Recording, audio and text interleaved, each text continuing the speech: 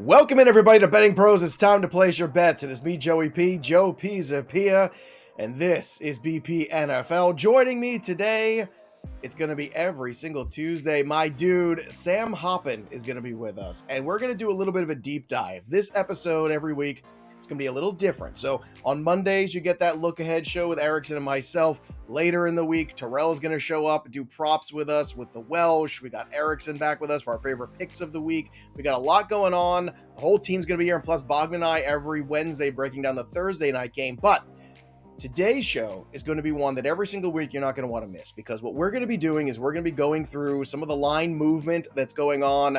Ask ourselves, why is this happening? Should we be following it? Should we be running in the other direction? We're going to talk about some of the injuries that are going to impact some of the bets we might make when it comes to games, when it comes to individual player props. And we're also going to look ahead for your survivor pools and a whole lot more. And to help me do it is the man in the lab. It's Sam Hoppen, who, for those of you who aren't familiar with Sam's work, he is our projections analyst guy, our resident stats guru over at Fantasy Pros / Betting Pros. And Sam, I'm very excited about this show this year because this is you and me nerding out a little bit and taking those numbers and turning them into dollar signs. And that, to me, is what this show is going to be about. So, with that being said, how's all the data going? Has the computer crashed yet in week one, or are we still like uploading things into the CPU brain that is Sam Hoppen? It hasn't crashed quite yet. We're going to be running some tests Friday once we get some new data from the Thursday night football game to make sure things are running smoothly. But very excited to get my hands on some new NFL data, because it's been 7 months since we've had that, and obviously we've had a lot of changing things over the NFL offseason. It'll be nice this year too. Last year we recorded on Mondays. This year I'll have an entire Monday and Tuesday morning to sift through it all and get it all in everyone's ears. Glorious. And of course, a lot of stuff early on has to do with a lot of 2023 data, a lot of projections going on too. So, the more we get into the season, the more I think this show is going to be very beneficial to folks who are out there. And if you haven't already, make sure you subscribe to Betting Pros wherever you get your podcast. Make sure you are subscribing to the YouTube channel too. Drop your comments below, because when you do, you can win cool stuff. We got a lot of giveaways going on. In fact, we're giving away something right now. The signed Amari Cooper jersey is gone, and the winner is Randy Singh. Randy, congratulations. We'll be contacting you to get that prize out to you, so be on the lookout. So again, Randy Singh, the Amari Cooper jersey is yours. And you say, Joe, I want free stuff too.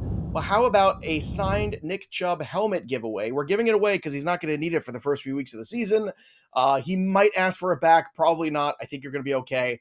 But again, this is signed by Nick Chubb, and it is from pristineauction.com. All you need to go, bettingpros.com/contest, complete that form, and download the Betting Pros app. Leave a review of the Betting Pros podcast, or subscribe to our social media channels. That's Betting Pros on X, on TikTok, and of course on Instagram as well. And the more actions you complete, the more entries you get, and you will receive to win the Nick Chubb helmet. So again, very simple. Takes you 2 seconds to fill out the form. bettingpros.com/contest. Do that, and then boom, all of a sudden that Nick Chubb helmet can be yours. So it's week one. Let's get into it, and let's start with the Bengals and Patriots, because the Ja'Marr Chase situation is one that everyone's got their attention on. We are recording this Tuesday morning early. I'm of the mind that Ja'Marr Chase and the Bengals are going to work things out. Regardless, he's going to be on the field.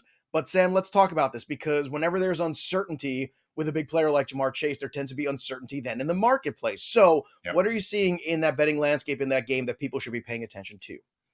Yeah, like you said, I agree that I think Chase suits up for this game and does end up playing. Diana Rossini from The Athletic said that the Bengals are still game planning as if Chase plays, but I think Ja'Marr Chase is one of the few non-quarterback players who could move a line, a half a point or a point if he were to miss a game. And part of that is because of the depth behind him in the wide receiver core for Cincinnati. They don't quite have the same group that they did in years past. Tyler Boyd obviously left in free agency. Now with the Titans, they still have T. Higgins, but if you remove Chase from that situation, you're looking at a bottom 5 to 7 wide receiver group in the NFL. So it's something that I'm monitoring. They're massive favorites. We'll get to them a little bit later in the show. So it's not going to flip them to being underdogs by any means, but it could drive the spread down to maybe 8.5 or 8. So something I'm certainly monitoring over the next couple of days. Yeah, certainly should make a lot of impact. Now, one other question too, just to follow up on that: if let's say Chase doesn't play, let's run that scenario. Do you then run to T. Higgins props? Do you look for maybe a little bit more work from the running backs in terms of some of the individual wagers that you might make in that game, depending on the Chase situation if he is unavailable? So I think I'd actually lean into some of the backups that would fill in for Jamar Chase, Andre Yoshivas, Jermaine Burton. I try to, again, in these uncertain situations, play for upside. So taking Mhm. some alternate receiving totals for some of those players, you'll probably get 50 plus, 75 plus receiving yards for some of those players. And again, we wouldn't know how those receiver props, the receiver usage is going to work out in that situation. So leaning a bit into variance, shooting for upside in that situation. All right, let's get to the next game here. Talk about some line movement. Let's talk about the Browns and the Cowboys. When Andrew and I talked about this on the show earlier this week for the look ahead lines, if you missed that, go check it out. It's over on the channel or wherever you get your pods. Really good breakdown of all the games. Our first take on everything. My first take is that this line is completely wrong in terms of inversion. Like I would be favoring the Cowboys. I don't know if it was the dragging of the CeeDee Lamb situation that was holding things back, Sam, or what, but that line has moved even further towards the Browns. So that being said, what do you make of this? Is this an opportunity, or maybe we should be revisiting the Browns at home? How do you make this game out? Because this one to me still is puzzling. I just think the wrong team is favored, but what do you think? I agree. I mean, I know Cleveland's at home, but this game opened with Cleveland as 1 point favorites. They're now 2.5 point favorites. It hasn't crossed 3, so it's not a huge shift, that 1.5 point, as if it was going from 2 to 3.5. But if that line gets to 3 or crosses 3, I'm taking the Cowboys in a heartbeat. I think if this stays at 2.5, teasing the Cowboys out to 8.5 with another teaser leg is another great option because, like you said, I, I think this line should be reversed, and maybe that spread moving had to do with some of the CD Lamb uncertainty, and that hasn't been reflected in the line yet. The same potentially with Dak Prescott and his contract situation. I'm wondering if he maybe holds out, but seems like there's some market resistance right now with the line staying at 2.5. Dallas is one of the more top heavy teams in the league with sort of a stars and scrubs roster build right now, but that doesn't matter because they're all healthy. They're all going to be playing in this game. So I like the Cowboys outright to win this game. I think they're a great teaser Mm. leg. Would even think about taking them on an alternate spread, maybe -6 or something like that to Ooh. just beat the Browns outright. Love that. Right now, I'm looking on Betting Pros at Bet365. That's the best price. You can get the money line for the Dallas Cowboys plus 125. So even just right straight there, I mean, right now you're getting even money on ESPN Bet at plus 2.5 on the Cowboys. I'm with you, and it's always good when the gut instinct guy here, which is me, somehow aligns with the hard math guy that Sam Hoppen. To me, that's a good bet right there. When you can get those two things, those two feelings, the left side, the right side of the brain all work at the same time, that usually is a good thing. Let's talk about the third game here that we're going to preview and do a little bit of a deep dive here in line movement. It's the 49ers and Jets, and I'm somebody that's fading the 49ers long term over the season because we'll talk more about that later on. But I'm also looking short term in this week, and I think this is going to be a very tall order for the Jets to go across the country. Standalone football game. Aaron Rodgers hasn't played a lick in the preseason. He hasn't played football in over a year. I don't This is a really tall order here. Let's talk about this game too and what other pieces might be impacting it in your opinion. So this year's been the summer of the holdouts from for not just for the 49ers, but for a number of teams, including the Jets. The Jets traded for Hassan Reddick. He's not in the building right now. Robert Saleh hasn't talked to him in months, from what I saw this morning. And the 49ers have figured out their situations, which is the big part. They've signed Brandon Ayuk to an extension. This morning, they got a Trent Williams deal done. This line moved from the 49ers favored by 5.5 to now favored by 3.5. So again, we're not crossing key numbers here, but it doesn't make sense why it hasn't rebounded to the 49ers being favored by more. Christian McCaffrey, I believe, was back practicing yesterday or today, so his potential injury concern is no longer a concern. Maybe he just doesn't get the full workload, but still not a major issue in my eyes. Mike Williams, who we're going to talk about a little bit later, is also healthy and expected to play in week 1. But it doesn't really, I don't know where the 2 points movement came from and the fact that it hasn't rebounded, because I think this spread is probably closer to 4.5, but I do think the 2 points may have been just kind of a weird move to me. Do you think I'm trying to think of what that reasoning might be, and the only thing that comes to mind, I don't know, you could shoot it down if you want, is that the Jets, they are a New York team. New York teams typically are very public. People see all of a sudden, it's Aaron Rodgers. The Jets have really good defense. So the Jets should be able to go out there and be competitive. 5.5 is too big of a number. I think that's the only narrative that I can build for this, but I think it's a really bad one, because if you're talking about talent on roster, especially week 1 here, we're not dealing with a lot of injuries. Like you said, McCaffrey's going to play. I don't get it. And to me, I think this is a team that is just going to outclass the Jets. And sorry, Jet fans, but I just think that's what we're looking at right here, especially in week 1. If this was in New York, maybe I'd feel differently about it. But it's not. It's in San Francisco with a team that has a sour taste in their mouth from the Super Bowl. I don't think they're going to lose that. I don't think they're going to go out there and get embarrassed by the Jets in week 1. I don't see that happening. But do you think that's the narrative out there, that the New York public money on the Jets, just people thinking, it's Aaron Rodgers and they're going to be competitive this year? But look, it's only week 1. This is not the time to start being competitive in the wagering market against San Francisco. I mean, it could be people like-minded to us that want to fade the 49ers early on in the season and not just for the long term. I don't know if, New York being a more public team has as much to do with it as, again, some of the contract situations that San Francisco was dealing with. But again, those are figured out now. Now the Jets are on the opposite side of things. So I would expect this potentially to rebound, but I don't think we'll get to a point where the 49ers are favored by 3 or less.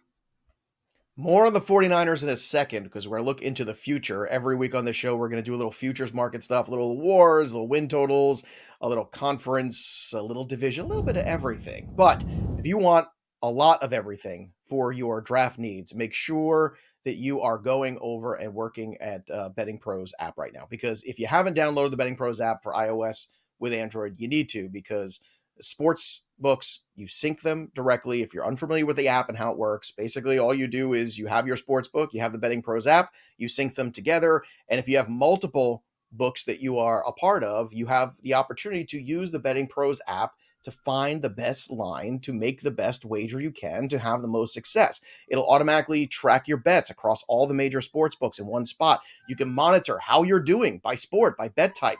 Maybe it's telling you, hey, maybe you should be betting over unders and maybe a little less of the lines, or maybe a little bit more player props, because that's where you're doing well. But whether it's picks for games, whether it's props, parlays, you can create custom betting systems to find winning trends. You could follow some of the best bettors on the site too and just track their bets and get in. Basically, we're setting you up for success all year long. So you can get a free trial of Betting Pros Premium when you download the Betting Pros app right now and activate your free trial right there on the upgrade screen. Again, go to bettingpros.com or just download the Betting Pros app and you get a free trial of the premium service at Betting Pros so you can start betting smarter and stop betting harder. All right, let's get back to the 49ers discussion here, because in the futures market, again, you're fading them, I'm fading them for the NFC. We watched and done some of the shows here over on the Betting Pros YouTube channel. I've been talking about the Lions. I've been talking about the Packers. One of those teams kind of pushing forward. Atlanta's kind of sneaky interesting, especially after those defensive ads. But I want to talk to you about your 49ers take too, because you kind of see things the same way, but I want you to talk about the analytical side and how people can make money on fading the 49ers this year. Yeah, so a lot of my, I guess, reasoning for the 49ers or fading the 49ers is they were near the top in adjusted games lost due to injury, meaning they were extremely healthy last year. We've already seen Christian McCaffrey get banged up. Unfortunately, the Ricky Pearsall situation as well, which really sucks. But good to see that he's in good condition. But they're also coming off of a terrible Super Bowl loss. They have done the same thing in the past and went 6-10 the following season. I don't think it's going to be quite that bad for San Francisco this year, but they ran pretty hot last year with some of the luck and injury perspective. If you look at the middle of their schedule, if they face a brutal stretch, I think they play like 4 teams coming off of their bye. So it's a lot of things contributing to this. And I want to bet on the 49ers not to win the NFC West. I think that a lot of these teams are up and coming. The Rams were a huge surprise last year, could make another step this year. Obviously, losing Aaron Donald doesn't help. The Seahawks get the new head coach, and they have, I think, a really solid roster. And then the Cardinals, I think, are a great deep sleeper to potentially win this division. Now, the 49ers not to win the NFC West is a market available on Circa Sportsbook, which is not available super widely. You can get it at plus 145 if you do have access to that. But another way to sort of synthetically create this market is to bet on the other 3 teams to win the division. Right now, you can get the Cardinals at 14-1 to win the division, the Seahawks at plus 800, and the Rams at plus 350.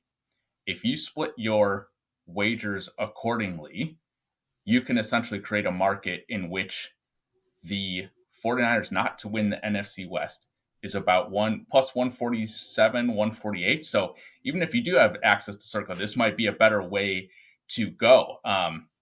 So the way it breaks down, you'll want to bet, assuming a $100 unit, $55 on the Rams, $29 on the Seahawks, and $16 on the Cardinals. And that's going to create this synthetic market where you just need the 49ers not to win the NFC West.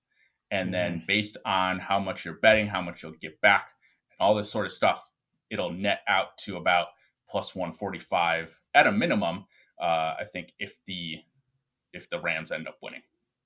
I love this. And this is exactly what this show is about, what Sam just laid out for you. So found something in a market. If you can't get in that market, here's how you do it in your sports book.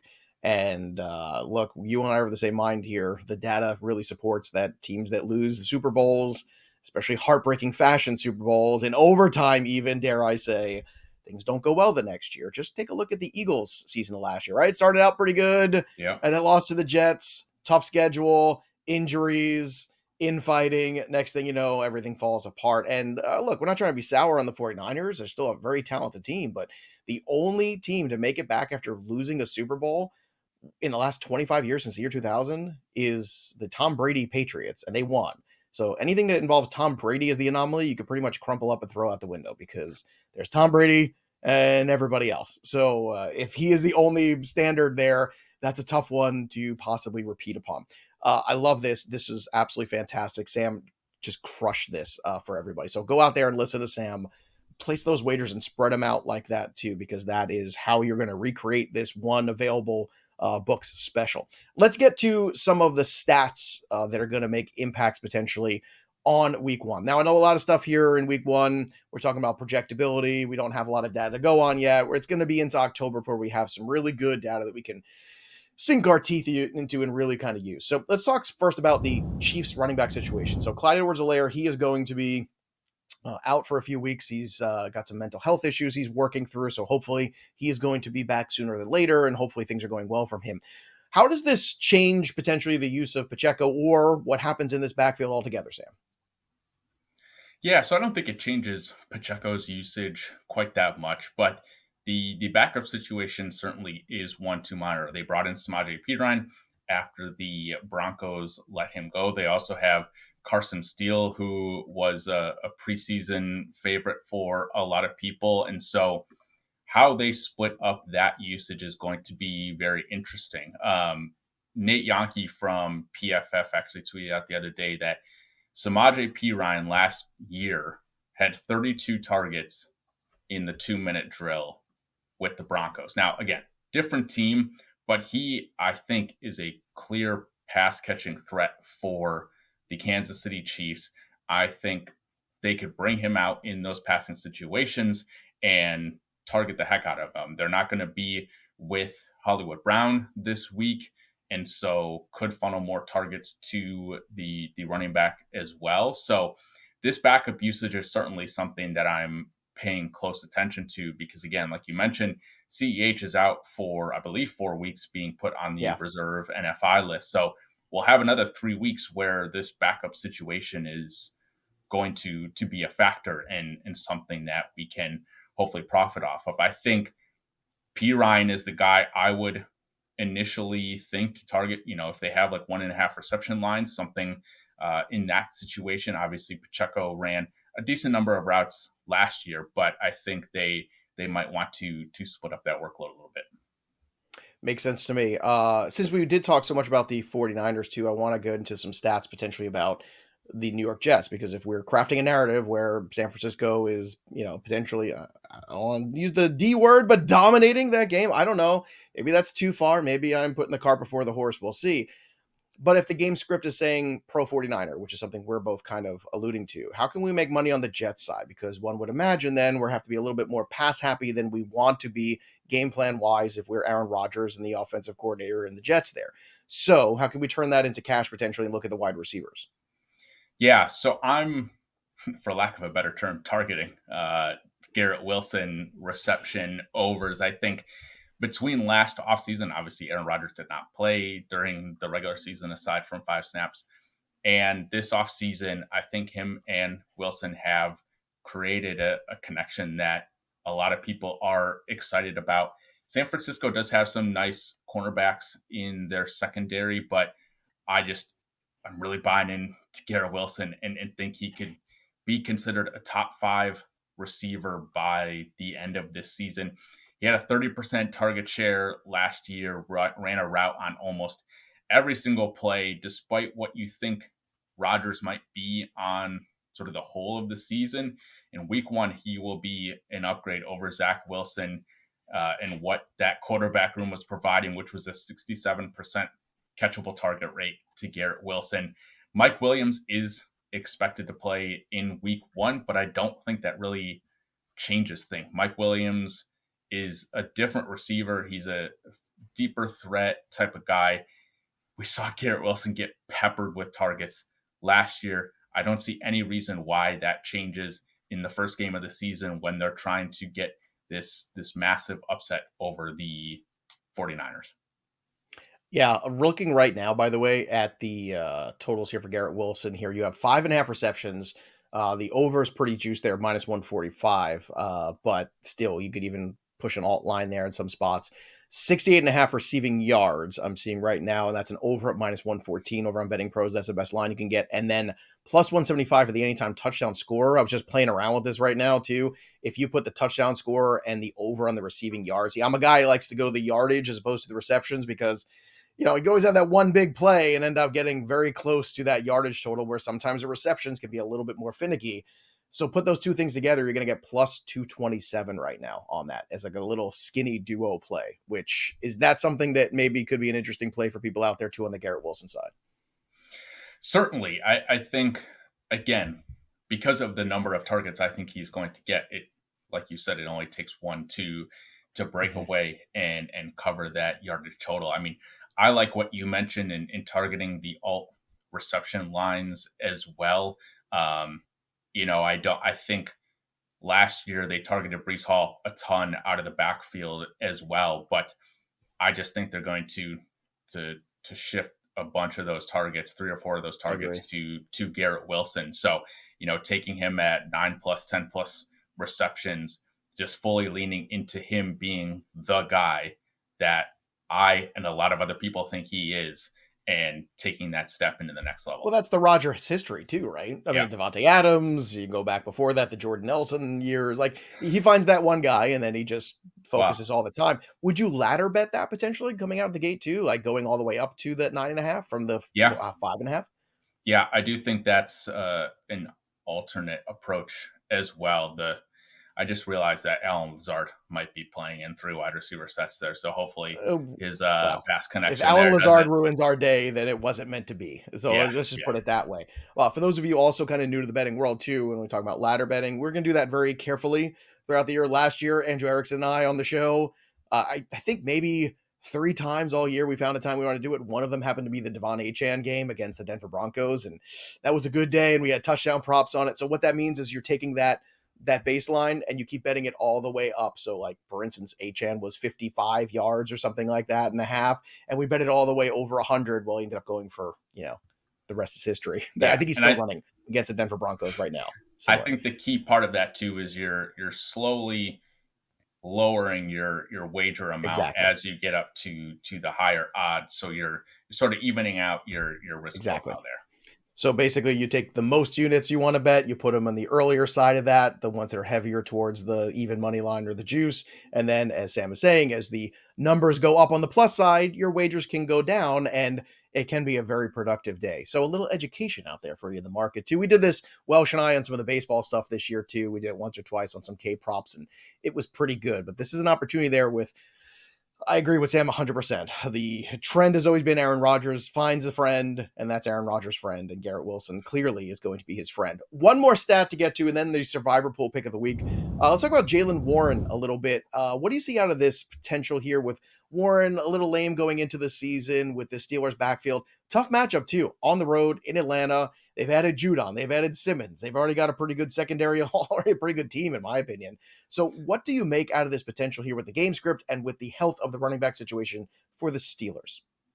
Yeah, the health is going to be key. Obviously, if Warren doesn't play, this whole conversation becomes moot. But we're going to hope he plays. I think, Warren was sort of a fantasy heartthrob this offseason. A lot of people really liked him as a zero RB pick. But I think how this backfield split works out in week one is going to be very telling, because they obviously have Arthur Smith in the building calling plays now, and it would be very much like him to give neither him nor Harris touches and give Cordero Patterson touches. So that said, in the final 8 games of last season, including their one playoff game, yes, the Steelers were in the playoffs last year, in case you forgot.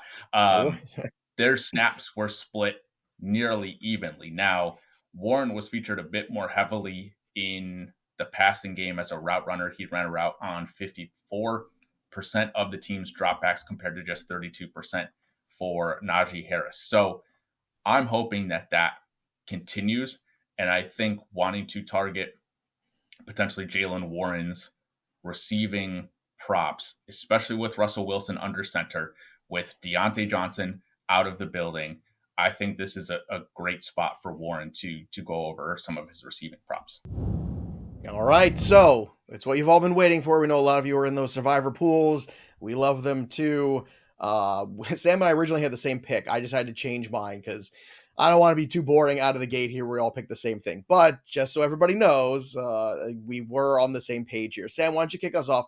Who is your survivor pool pick of the week? And Sam is going to do his best here to make sure he is playing survivor. So we're going to go along with you all year. If Sam loses, I don't know. I guess we let you buy back in because, well, we've got 18 weeks of a show to do here. But let's start off week one on the right foot. Where are you going for your survivor pool pick of the week? I'm going to go with the Cincinnati Bengals. I know I talked about them at the top of the show with the Jamar Chase situation, but early in the season, I just want a winner. I just want a winner in week one of my survivor pool. They have the largest spread of the week. We sort of know, again, what the Bengals offense is going to be. I don't think it's going to ever be a bad idea to fade the New England Patriots this year. It's not a deal, again, having to go with uh, with the Bengals with this sort of uncertainty. But like I said, this is the sort of third best week to pick the Bengals based on my projections looking out Mhm. to the rest of the season, and the best week based on look ahead lines as far as how much the Bengals are going to be favored. But again, I lean that the Bengals are going to have Jamar Chase, and Mhm. they're just going to take care of their business against a first time head coach in his first game. Yeah, on the road, all that. So I was of the same mind of Sam, which is I'm going against my New England Patriots with the Bengals too, but that's no fun to give you just one. So I'm going to give you a second one just in case. Maybe we're in more than one and you want to go through here. So my first one is going to be the 49ers. That's right, week one, stomping on the Jets on Monday Night Football. I mean, come on here. They're going to lose this game. If they lose this game to the Jets, then everything that I've said about them is going to happen sooner than even I anticipated. I don't think it happens in week one. So Bengals and 49ers, those are our two picks there for the survivor pools. And make sure, again, you're subscribing to the Betting Pros podcast wherever you get your pods. And don't forget, also subscribe to the YouTube channel. Ring the bell till it goes ding for notifications because we've got college football, we've got NBA, we've got all the NFL you could possibly handle because we're here 5 days a week now doing NFL content just like this. Sam, before I let you go, one quick question. Out of the gate, week one, it's always chaos. We know this. It always happens. Strange things happen every year. But with teams that are, coming out of this newfangled preseason where you have a little bit more downtime here, do you think you get a lot of teams coming out flat at the gate and a lot more unders happening in week one than maybe people might realize are going to happen? Potentially, but I think there are also some rule changes that we've seen this offseason that could change things a little bit. Obviously, we have the new dynamic kickoff and It's dynamic. the the uh, the hip drop tackle penalty as well. We'll see how often that gets called. I don't know if it was called at all in the preseason, so maybe teams have figured out their tackling strategy, if you will. But I I shy away from some of these, early season trends in terms of all unders. But I Mhm. think if you're going to do that, target the teams that didn't play at all in the preseason, or I guess the starters that didn't play You mean in like the preseason. quarterbacks? Like, well, there's a quarterback that's old and didn't play at all in the preseason. Oh, who is it? I know. It's Aaron Rodgers. All right, that's enough of me today. Sam Hoppen, always great. Again, join us every Tuesday here for a breakdown of the line movement, a look into the future, and to help you with your survivor pool. Sam Hoppen, always great stuff from you. That'll do it for us, but the story of the game goes on. For Sam, I'm Joey P. We'll see you next time, kids. Happy betting.